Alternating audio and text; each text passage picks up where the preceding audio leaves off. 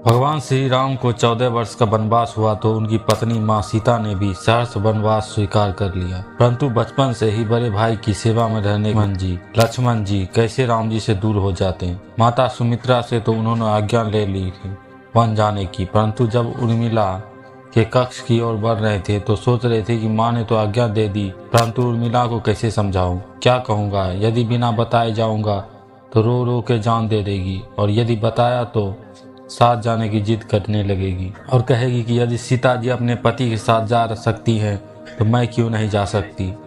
यही सोच विचार कर लक्ष्मण जी जैसे ही अपने कक्ष में पहुंचे तो देखा कि उर्मिला जी आरती का थाल लेके खड़ी थी और बोली, आप मेरी चिंता छोड़ प्रभु की सेवा में वन को जाओ, मैं आपको नहीं रोकूंगी। मेरे कारण आपकी सेवा में कोई बाधा न आए, इसलिए साथ जाने की जिद भी नहीं करूंगी।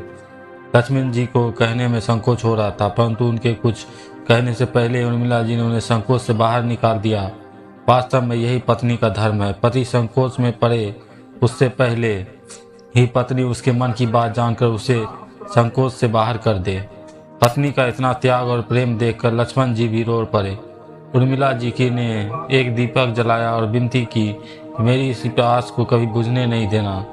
लक्ष्मण जी तो चले गए, परंतु 14 वर्ष तक उर्मिला जी ने एक तपस्विनी की भांति कठोर तप किया।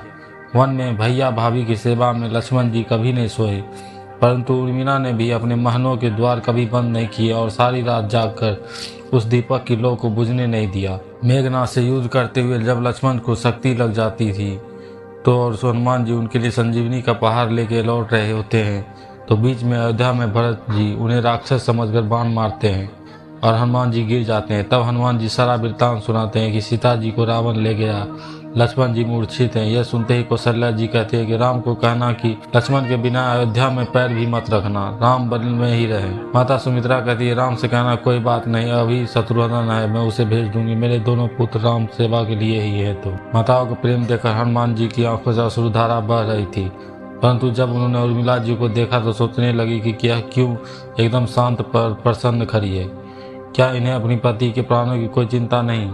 हनुमान जी पूछते हैं, देवी आपकी प्रसन्नता का कारण क्या है, आपके पति के प्राण तो संकट में हैं। सूर्य उदित होने से सूर्यकुल का दीपक बुझ जाएगा।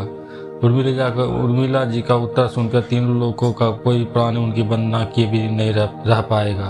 वो बोली, मेरा दीपक संकट में नहीं है, वो बुझ ही नहीं सकता। सूर्योदय की बात तो आप चाहे तो कुछ दिन अयोध्या में विश्राम कर लीजिए, क्योंकि आपके वहाँ पहुँचे बिना सूर्य उदित हो ही नहीं सकता। आपने कहा कि प्रभु श्री राम मेरे पति को अपनी गोद में लेकर बैठे हुए, जो योगेश्वर की राम की गोद में लेटा हो, जो योगेश्वर राम की गोद में लेटा हो, काल उसे छू भी नहीं सकता।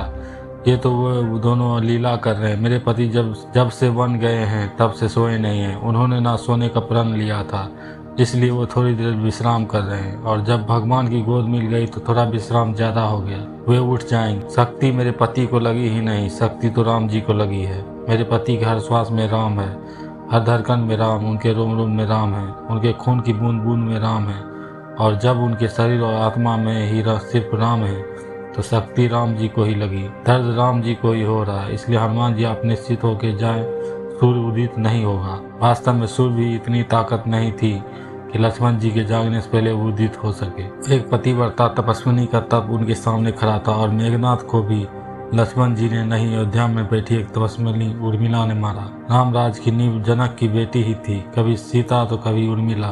भगवान राम ने तो केवल रामराज का कलश स्थापित किया, परंतु वास्तव में रामराज इन सब के प्रेम, त्याग, समर्पण, बलिदान से